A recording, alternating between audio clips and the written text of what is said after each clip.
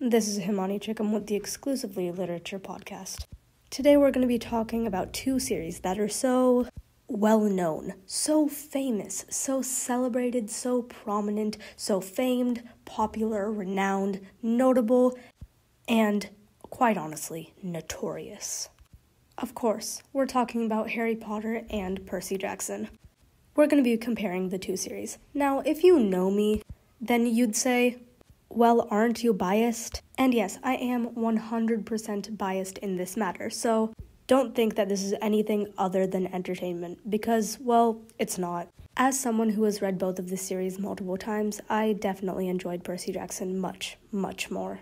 And if anyone actually cares about this, just know that I am very paranoid right now as I am sitting in a dark room. I am indeed petrified. So let's get on to comparing the two series. There are three main characters in both of them: Harry, Ron, and Hermione for Harry Potter, and Percy, Grover, and Annabeth for Percy Jackson. You could describe the dynamics of Harry and Ron as well as Percy and Grover as Dumb and Dumber, because they quite literally are. However, the main character, well, that being the one in the title, is also honest, loyal, etc., etc. All the characteristics that you would find in your typical hero. Annabeth and Hermione are the smarter ones of the group. They sometimes come off as narcissistic, but honestly, they're just sarcastic, and it's really funny. I'm not saying that it's always funny when people are mean, but in this case, it kind of is. And speaking of things that are funny, I would also say that Percy Jackson is much funnier than Harry Potter is. Of course, both series are made for children, so they're both pretty funny, but Percy Jackson is ultimately funnier, at least in my opinion. That will be proven by a scene that I'll put in while editing. Yeah, anyway, so both series are very famous, but I would say that Harry Potter is more famous just because of the fact that Harry Potter has widely acclaimed films, while Percy Jackson does not have films that do it justice. Now, the main villain of the Harry Potter series is Voldemort, and, well, we know that from almost the first page. However, in Percy Jackson, the main villain is Kronos, but the reader figures it out as the characters do, which kind of immerses the reader better, or, well, something like that, I guess. The plots of both series are actually, well, not similar, but you can find a few similarities. For example, both main characters find some sort of undiscovered world or just a fantasy aspect of their current world. They also both find rivals in these new worlds, and they find out that even amongst these special people in these special worlds, they are even more unique than the rest. As both of them are books for children, they will naturally have a moral or a theme to the story. According to Google, the theme of Harry Potter is death, which isn't very child-friendly. But that's besides the point. The theme of Percy Jackson is, also according to Google, trust, which is more child-friendly than, well, death. Regardless of the fact of whether it's child-friendly or not, both of them are pretty good morals or lessons for a story to have. But both themes go hand in hand with the overall tone of the book. For example, Percy Jackson is more lighthearted than Harry Potter is, and Harry Potter is a bit more earnest.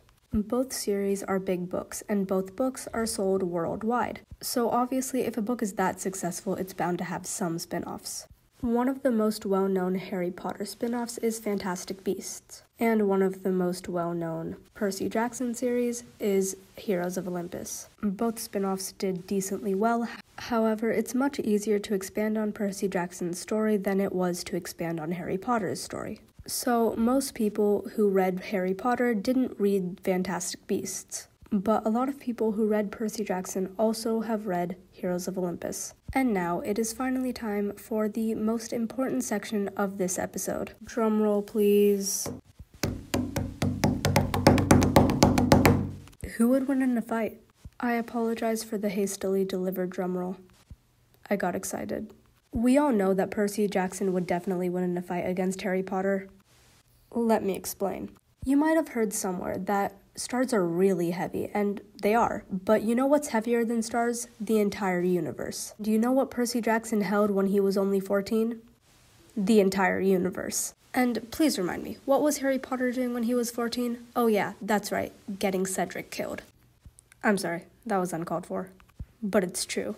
Also, Harry is practically useless without his wand. This may be because of world building, but no one cares. It still means that Percy Jackson is stronger. In general, there's no denying that Percy Jackson would win.